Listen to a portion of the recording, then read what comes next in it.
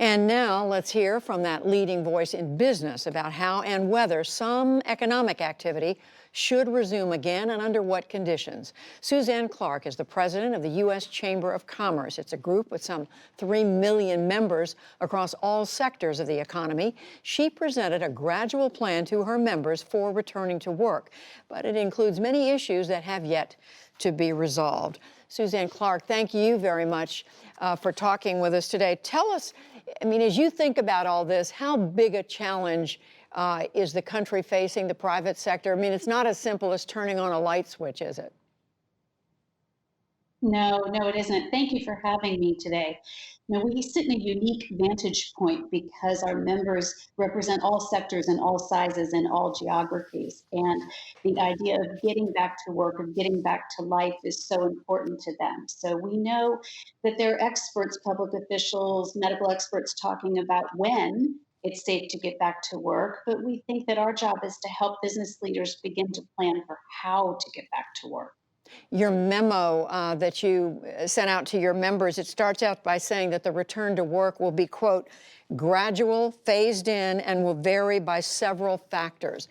What are the factors? Well, I think you've hit on them a lot tonight on the show, which are that different geographies have been hit in different ways. Different sectors will find it easier to ramp up than others. And it ranges from everything you've talked about, from testing and tracing to the availability of equipment such as masks and thermometers and training on that equipment, all the way through childcare and transit.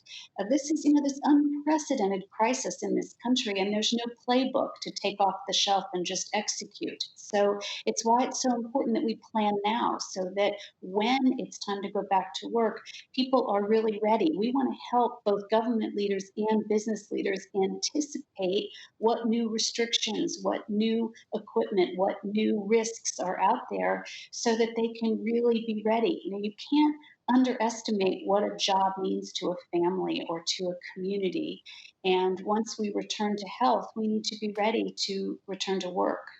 And when you think about things like, and you include this in the memo, social distancing, and when you think about having protective equipment, which may still be necessary months from now, like masks and perhaps other paraphernalia as well, are businesses prepared to do these things that you're talking about?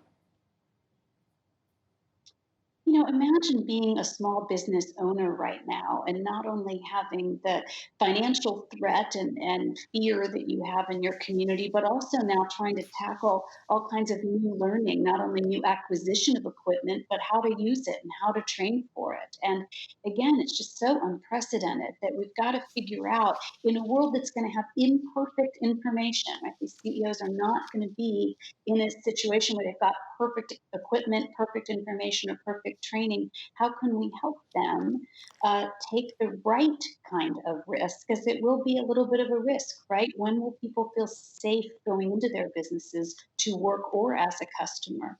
And how can we help that process along? And I think a lot of that will happen at the local community level.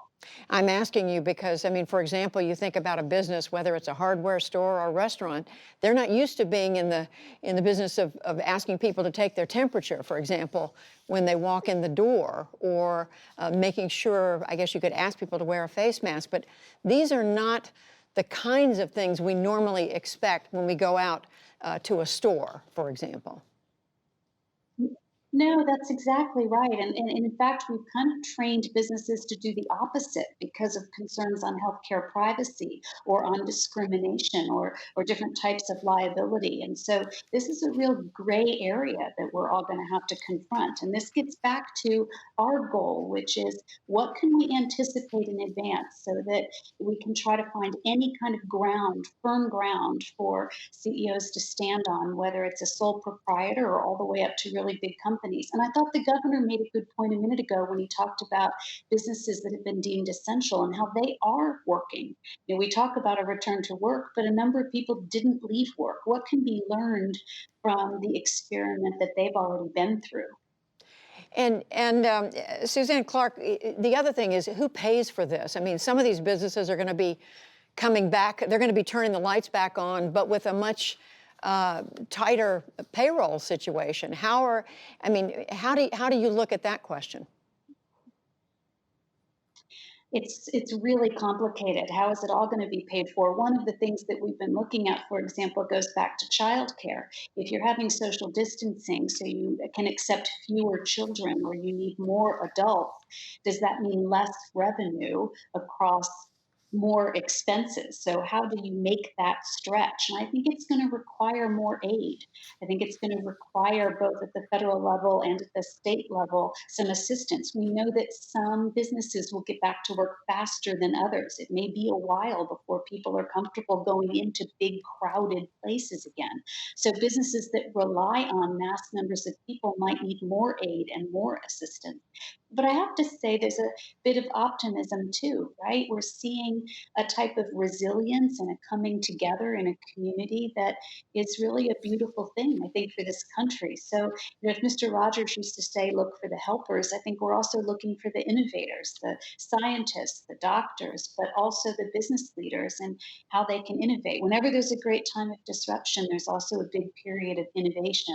I was lucky yesterday, I interviewed a Harvard epidemiologist who said, one of the things about getting through this surge and this peak is it will give the doctors and scientists a minute to look at the data and learn from it. What did they see? Were children transmitting the disease? What do the immunities look like, et cetera? And that gives me hope that there's more learning and maybe quicker learning to come. No question about it. Hopefully, we're all going to be learning a lot from this experience. Suzanne Clark with the U.S. Chamber of Commerce. Thank you. Thank you very much.